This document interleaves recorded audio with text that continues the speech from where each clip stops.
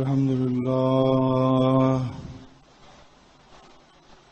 سبحان الله وبحمده سبحان الله العظيم سبحان ذي الجبروت والملكوت والكبرياء والعظمة إن الحمد لله نحمده ونستعينه ونستغفره ونعوذ بالله من شرور أنفسنا ومن سيئات أعمالنا من يهده الله فلا مضل له ومن يضلل فلا هادي وأشهد أن لا إله إلا الله وحده لا شريك له وأشهد أن محمدا عبده ورسوله أما بعد فإن خير الحديث كتاب الله وخير الهدي هدي محمد صلى الله عليه وسلم وشر الأمور محدثاتها وكل محدثة بدعة وكل بدعة ضلالة وكل ضلالة في النار.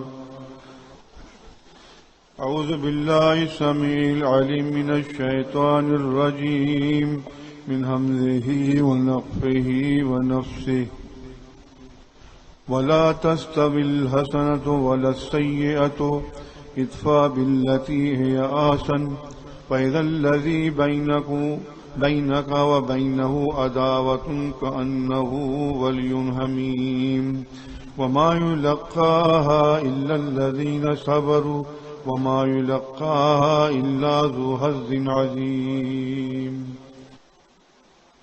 قرآن مجید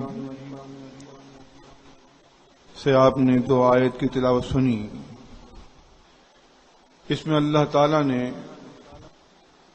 فرمایا کہ نیکی برابر نہیں ہوتی اور نہ ہی برائی. نیکی کر کے انسان جنت میں جاتا ہے اور برائی کر کے انسان دوزخ میں جاتا ہے. تو دونوں کا درجہ برابر نہیں ہے. اس کو سمجھنے کے لیے مزید اللہ تعالیٰ نے فرمایا ادفع باللتی اے حسن، اے رسول آپ برائی کو بہت ہی احسن طریقے سے دفاع کریں. اس کا کوئی آدمی اگر برائی کرتا ہے تو آپ اس کے ساتھ بہت اچھے طریقے سے پیش آئیں، کیونکہ جو اچھائی کرتا ہے آپ اس کے ساتھ اچھائی کرتے ہیں، لیکن جو برائی کرتا ہے اس سے اچھائی کرنا بڑی دل جگرے کی بات ہے. یہ ہر انسان اور ہر شخص نہیں کر سکتا، کیونکہ یہ اللہ کے رسول ہیں صلی اللہ علیہ وسلم. تو اللہ تعالیٰ فرمانا ہے کہ اے رسول جو لوگ آپ سے برائی کرتے ہیں تو آپ برائی کو ہے احسن بہت ہی اچھے طریقے سے اس کا دفاع کیجیے. آپ فَإِذَا الَّذِي بَيْنَكَ وَبَيْنَهُ عَدَاوَةٌ، پھر اگر آپ نے ایسا کیا کہ آپ نے برائی جو کرتا ہے آپ کے ساتھ، جو آپ سے فحش کلام کرتا ہے، آپ کو رسول نہیں مانتا، آپ کو مجنون دیوانہ کہتا ہے، وہ کہتا ہے کہ یہ قرآن مجید اللہ کی کتاب نہیں ہے، ان تمام موقعوں پر آپ صبر کرتے ہوئے اگر اس کے ساتھ اچھائی سے پیش آتے رہیں گے تو پھر کیا ہوگا؟ پھر اگر فَإِذَا الَّذِي بَيْنَكَ وَبَيْنَهُ عَدَاوَةٌ، پھر اگر آپ کے درمیان اس کے درمیان کوئی عداوت ہے، کوئی دشمنی ہے، كَأَنَّهُ وَلِيٌّ حَمِيمٌ، تو وہ آپ کا بہت ہی جگری دوست بن جائے گا، بہت گرم جوش دوست بن جائے گا آپ کا. وہ ہوتا یہی ہے. آپ دیکھیں گے کہ اگر آپ کوئی آدمی برائی کرتا ہے آپ کے ساتھ اور آپ اس سے بھلائی کرتے رہیے، آخر ایک دن وہ ہتھیار ڈال دے گا اور ہتھیار ڈالنے کے بعد وہ آپ کا دوست بن جائے گا. آپ دیکھیے صحیح دلائل نبوہ میں صحیح سند سے ایک حدیث ہے، اللہ کے رسول صلی اللہ علیہ وسلم نے کسی یہودی سے چند دینار ادھار لیے. وہ اپنا قرضہ مانگنے کے لیے آیا اور کہا کہ یا محمد، اے محمد میرے روپے لوٹا دیجئے. آپ نے فرمایا کہ اے یہودی ابھی تو میرے پاس نہیں ہے، جیسے ہی میرے پاس رقم آئے گی میں تمہیں لوٹا دوں گا. اس نے کہا نہیں، میں یہاں بیٹھ رہا ہوں جب تک آپ میرے پیسے واپس نہیں کریں گے میں یہاں سے نہیں جاؤں گا۔ آپ نے فرمایا اچھا بیٹھ جاؤ۔ اللہ کے رسول صلی اللہ علیہ وسلم نے ظہر کی نماز پڑھائی تو وہ یہودی بیٹھا رہا، آپ نے عصر کی نماز پڑھائی وہ یہودی بیٹھا رہا، مغرب عشاء کی نماز پڑھائی وہ یہودی بیٹھا رہا، حتیٰ کہ صبح ہو گئی، گیا نہیں ہو۔ اس نے مزید سخت کلام کیا لیکن اللہ کے رسول صلی اللہ علیہ وسلم نے کوئی جواب نہیں دیا۔ جب صبح ہو گئی، دن چڑھ گیا، اس نے کہا کہ میں پہچان گیا کہ آپ اللہ کے نبی ہیں۔ جو کچھ میں نے آپ سے سختی کی تھی وہ صرف اس لیے کی تھی کہ میں نے توریت میں پڑھا، میں نے انجیل میں پڑھا کہ جو نبی جن کا نام احمد ہے اور جن کا نام محمد ہے وہ جب آئیں گے وہ کسی کے ساتھ برائی نہیں کریں گے، جو لوگ ان کے ساتھ برائی کریں گے ان کے ساتھ جو بھلائی کریں گے، لہذا میں نے جان بوجھ کر آپ کے ساتھ بد کلامی کی، جان بوجھ کر میں نے ایسے جملے کہے جس سے آپ اشتعال میں آتے، لیکن الحمدللہ آپ نے کوئی ایسی بات نہیں کی۔ میں آپ کو اللہ کا رسول مانتا ہوں، میں آپ کو اللہ کا نبی مانتا ہوں، میرے پاس اللہ نے بہت دولت دی ہے، میں آدھی دولت اللہ کے راستے میں وقف کرتا ہوں۔ تو دیکھا آپ نے کہ اسلام کی دعوت کتنی سچی ہے، اللہ کے رسول صلی اللہ علیہ وسلم کی عظمت ہے کہ آپ اللہ کے رسول ہونے کے باوجود بھی کسی سے فحش کلامی نہیں کرتے تھے، بد کلامی نہیں کرتے تھے۔ آپ تو صاف فرماتے تھے، صحیح بخاری کی حدیث ہے، لیس الشدید بالسرعۃ، پہلوان وہ نہیں ہے جو کسی کو پچھاڑ دے، جو کسی کو چت کر دے، انما شدید الذی یملک النفس عند الغضب، انما بے شک پہلوان وہ ہے کہ جو غصے کے موقع پر اپنے آپ کو قابو میں رکھے، اپنے نفس کو قابو میں رکھے، وہ ہے اسلامی پہلوان۔ تو گویا کہ اللہ کے رسول صلی اللہ علیہ وسلم نے اپنے صحابہ اکرام کو بھی یہ درس دیا، جہاں کہیں بھی کبھی ایسا موقع آتا تو آپ فوراً سمجھاتے اپنے صحابیوں کو۔ صحیح بخاری کی حدیث ہے، ایک شخص نے آگے صحن میں پیشاب کر دیا، وہ دیہاتی تھے، صحابہ اکرام اٹھے اور کہا ارے یہ مسجد، اب ہمیں چھوڑ دو، اس کو چھوڑ دو۔ جب اس نے پیشاب کر لیا وہ آیا، اس نے کہا کہ اے اللہ کے رسول صلی اللہ علیہ وسلم، آپ نے بہت اچھا کیا، اگر یہ لوگ ایسا کرتے تو میرا پیشاب رک جاتا۔ آپ نے فرمایا کہ دیکھو بھائی، یہ مسجد ہے، اللہ کا گھر ہے، یہاں اللہ تعالیٰ کی عبادت ہوتی ہے، یہ پیشاب کرنے کی جگہ نہیں ہے۔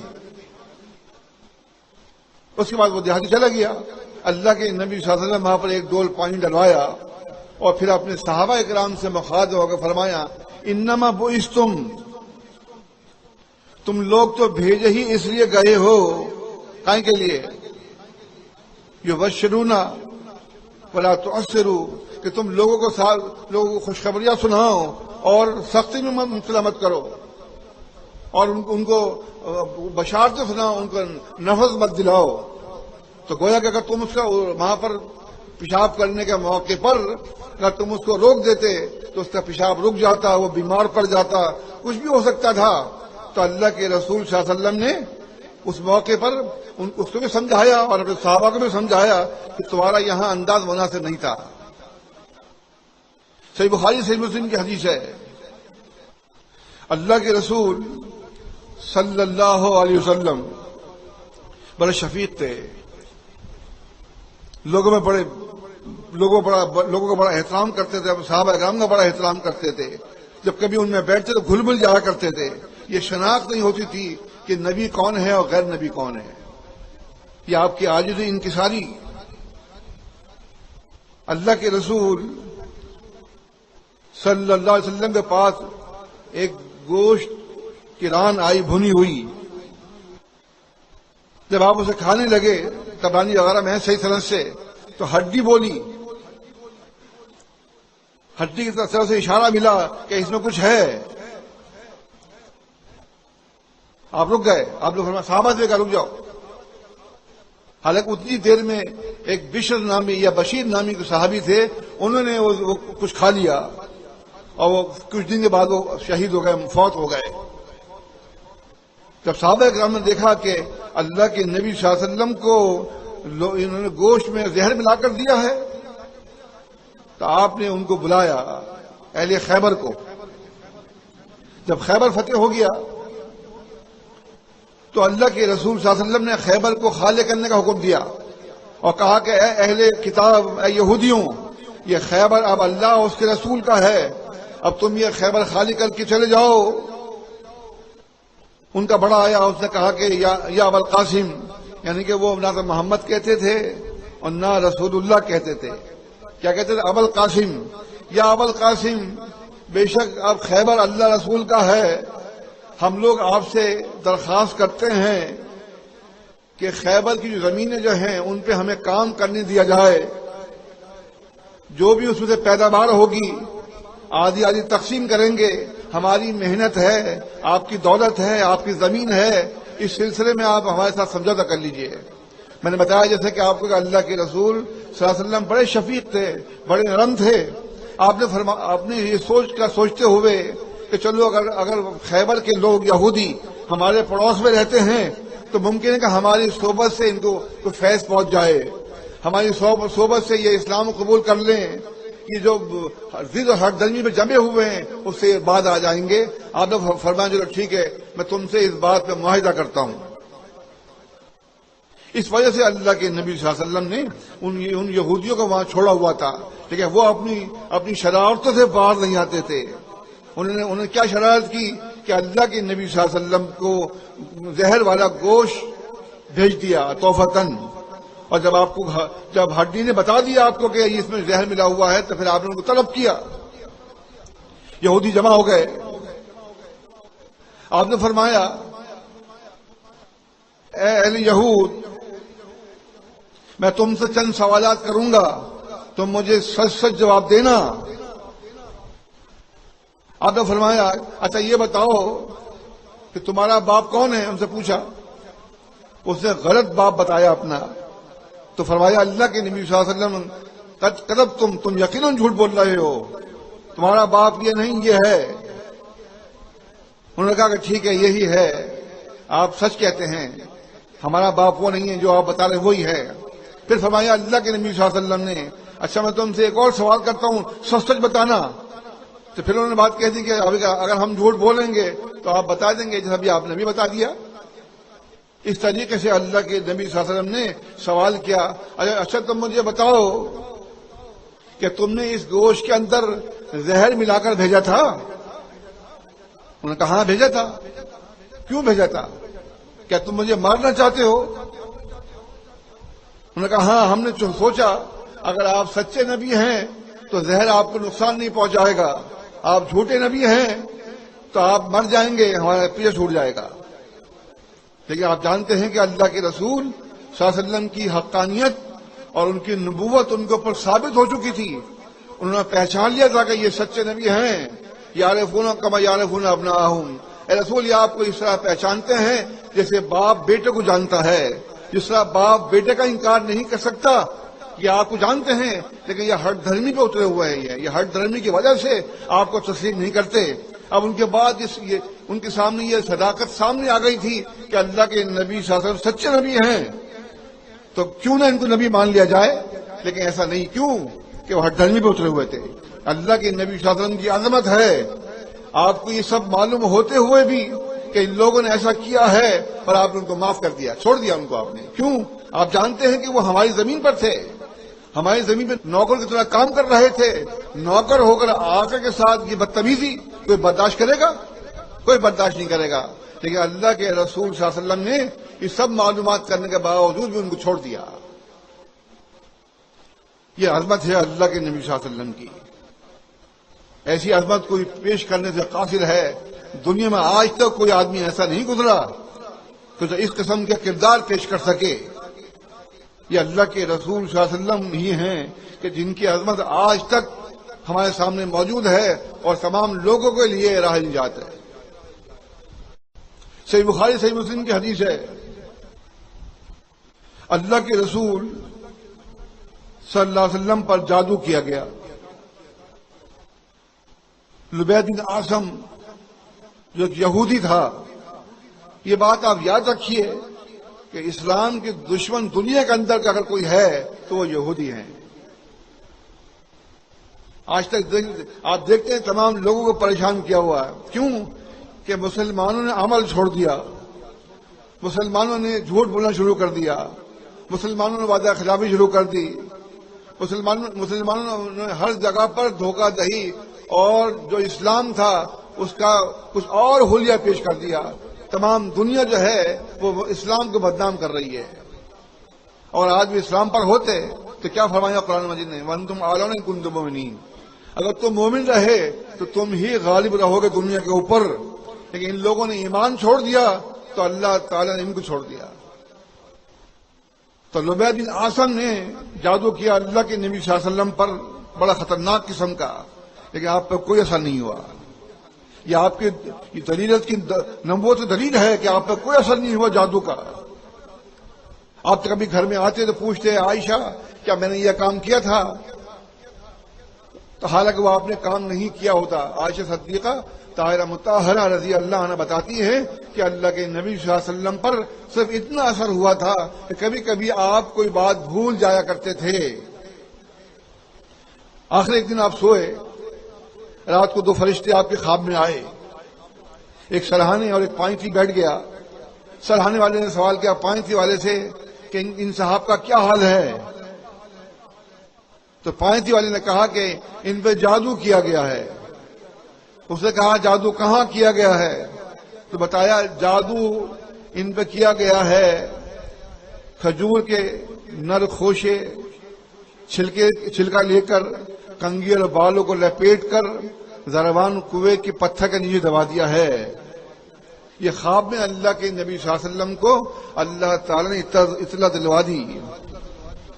اللہ کے رسول صلی اللہ علیہ وسلم وہاں گئے، وہاں جا کر دیکھا تو اس جادو کے اثر کی وجہ سے جادو اتنا خطرناک تھا کہ کھجور کے جو درخت کے جو پیڑ تھے وہاں پر تھے وہ شیطانوں کے سر معلوم ہو رہے تھے.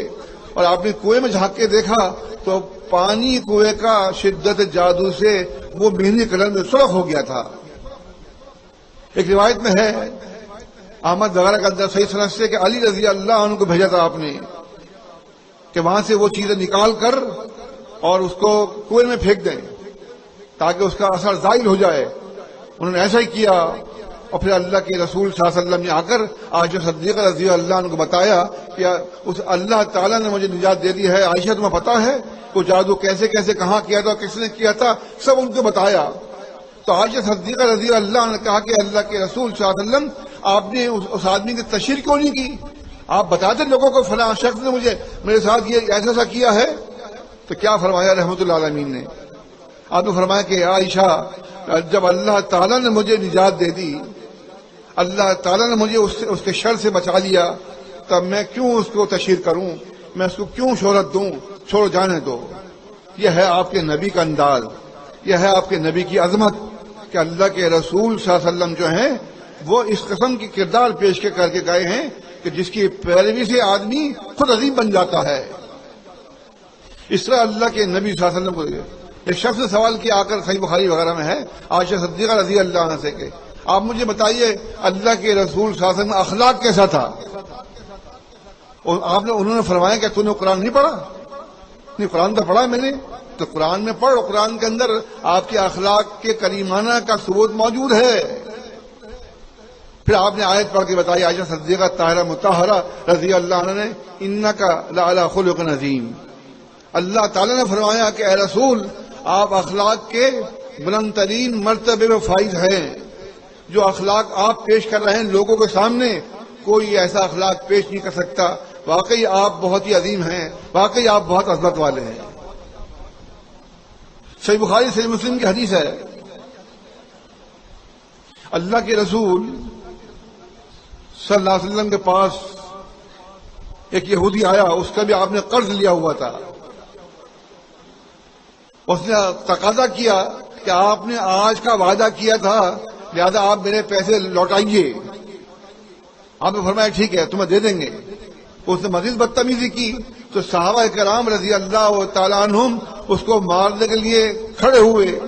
آپ نے فرمایا چھوڑ دو حق والے کو کہنے کا حق ہے, چھوڑ دو اس کو, جانے دو. اس طریقے سے اللہ کے رسول صلی اللہ علیہ وسلم نے فرمایا کہ جاؤ استبل سے ایک اونٹ اس کو لا کر دے دو. وہ گئے, جا کر دیکھا تو اونٹ اس سے بہتر تھا. جیسا اونٹ آپ نے اس یہودی سے لیا تھا, اس یہودی کے اونٹ کے مقابلے میں جو اونٹ وہاں پہ مل رہا تھا وہ اس سے بہتر تھا. آگے بتایا صحابہ نے کہ اللہ کے نبی صلی اللہ علیہ وسلم اونٹ ایسا نہیں ہے, بہتر ہے. آپ نے فرمایا کہ وہی دو اس کو.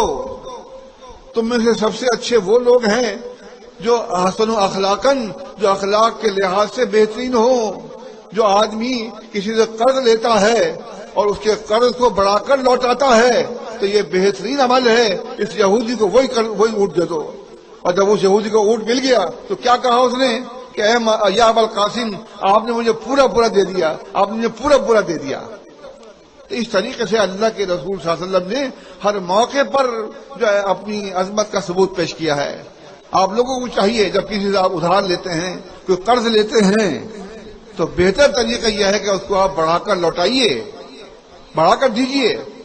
یہ نہ ہو کہ آپ نے قرض بھی لیا, پیسے بھی گئے, آدمی بھی گیا, ملاقات چھوڑ دیا آپ نے کیونکہ وہ سوال کرے گا. نہیں, ایسا نہ کیجیے. اللہ کے رسول صلی اللہ علیہ وسلم کی تعلیم یہ نہیں ہے. آپ کو ایک واقعہ سناؤں ان کی تعلیم کا, صحیح مسلم کی حدیث مجھے یاد آئی. ایک صحابی تھے, ان سے کسی تابعی نے ادھار لیا, کافی وعدے کیے, وہ پیسے واپس نہیں کر سکا. ایک دن وہ گھر پہ چلے گئے اور جا کر انہوں نے آواز دی کہ کیا ہے اندر وہ. تو ان کا لڑکا آیا, اس نے کہا کہ وہ گھر پہ نہیں ہے, وہ تخت کے نیچے گھس گئے ہیں. بچے نے کیا کہا, گھر پہ نہیں ہے, یہ بھی کہا کہ تخت کے نیچے چلے گئے وہ. تو انہوں نے کہا کہ مجھے معلوم ہو گیا کہ تم گھر میں ہو, آؤ باہر نکل آؤ.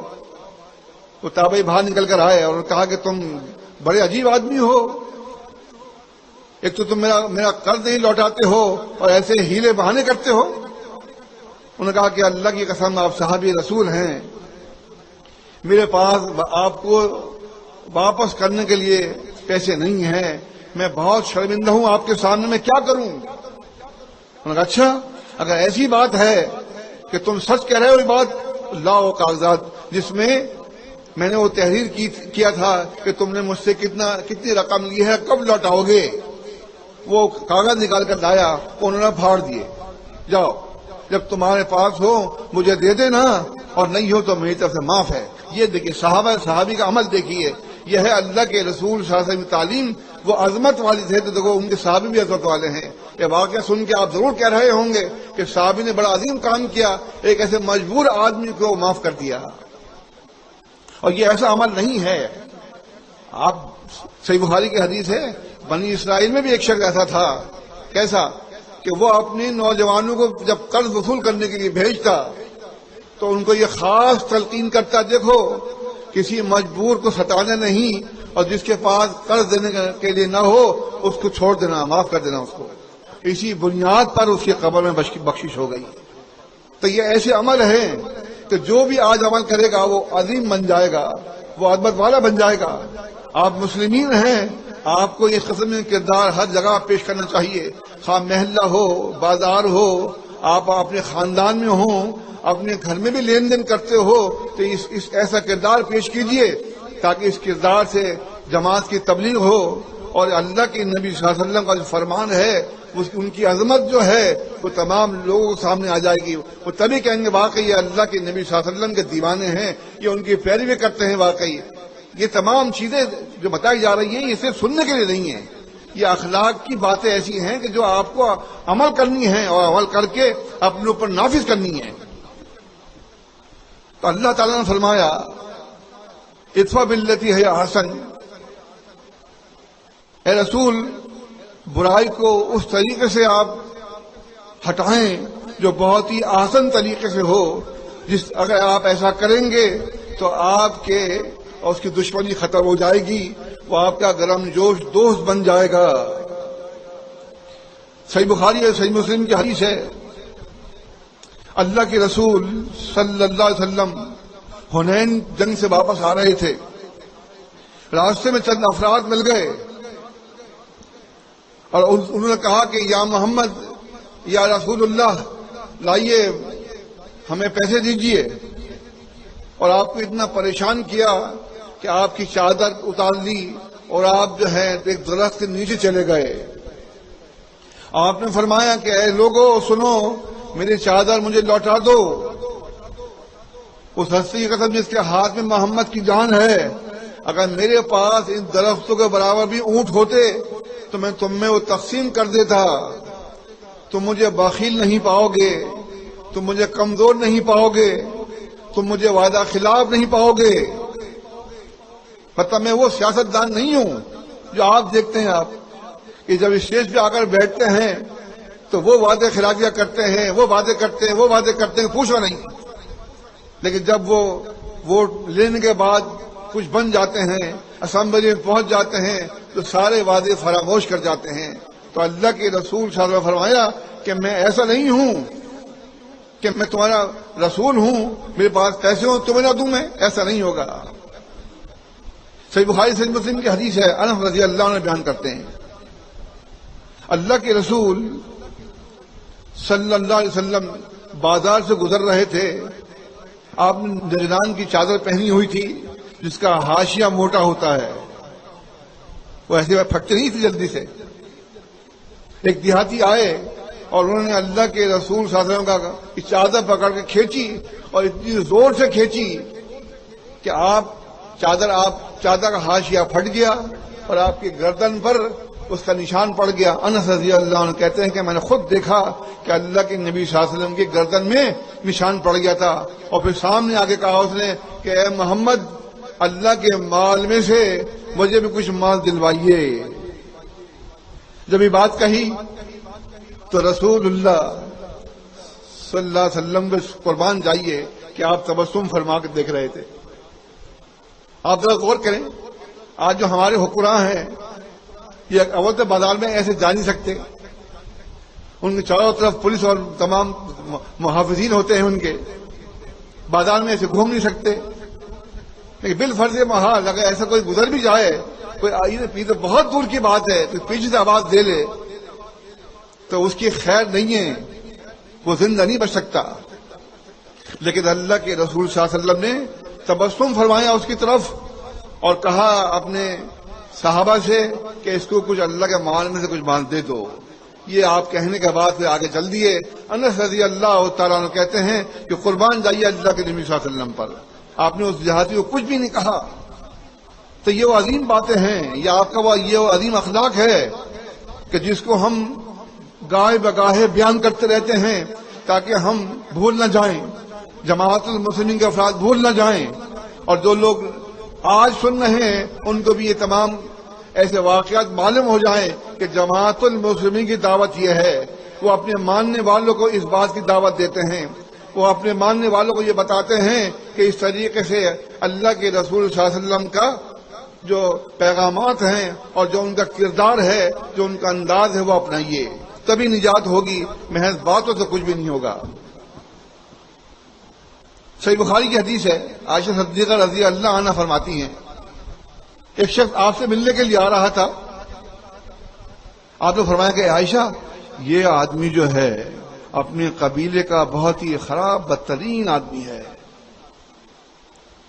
کوئی آپ نے برائی کی۔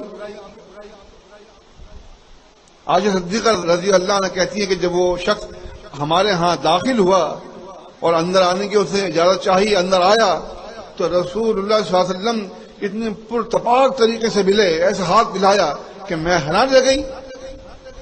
اس کے بعد وہ چلا گیا تو میں نے کہا کہ اللہ کے رسول صلی اللہ علیہ وسلم آپ تو فرما رہے تھے کہ یہ آدمی اپنے قبیلے کا سب سے خراب ترین آدمی ہے اور آپ تو اتنے پرتپاک طریقے سے ملے ہیں، میں حیران رہ گئی۔ تو فرمایا اللہ کے نبی صلی اللہ علیہ وسلم نے کہ عائشہ تم نے مجھے بد اخلاق کب پایا؟ تم نے کبھی مجھے دیکھا کسی سے بد اخلاقی کرتے ہوئے؟ میں سب سے اخلاق سے پیش آتا ہوں۔ تو اس حدیث سے معلوم ہوا کہ آدمی کتنا ہی برا کیوں نہ ہو، کتنا ہی خراب کیوں نہ ہو، لیکن ہمیں کیونکہ ہم لوگ بینا ہیں اور وہ لوگ نابینا ہیں، ہمارا انداز ان سے ہماری ملاقات کیسی ہونی چاہیے؟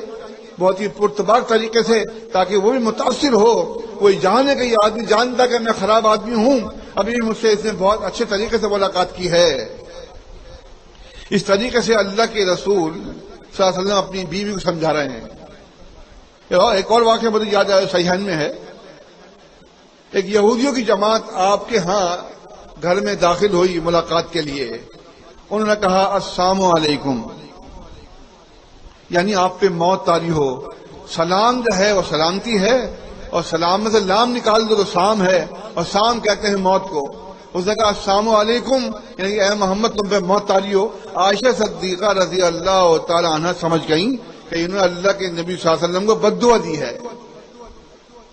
انہوں نے فوراً پلٹ کے کہا وعلیکم السلام واللعنت، تم پر موت طاری ہو اور تم پہ لعنت ہو۔ اللہ کے نبی صلی اللہ علیہ وسلم جب سنا تو آپ نے کیا فرمایا؟ علیک برفق عائشہ، اے عائشہ تم پر نرمی کو پکڑنا لازم ہے، کیونکہ صحیح مسلم کے الفاظ ہیں ان اللہ رفیق یحب الرفق، اللہ تعالیٰ نرم ہے اور نرمی کو پسند کرتا ہے۔ تم نے اچھی بات نہیں کی۔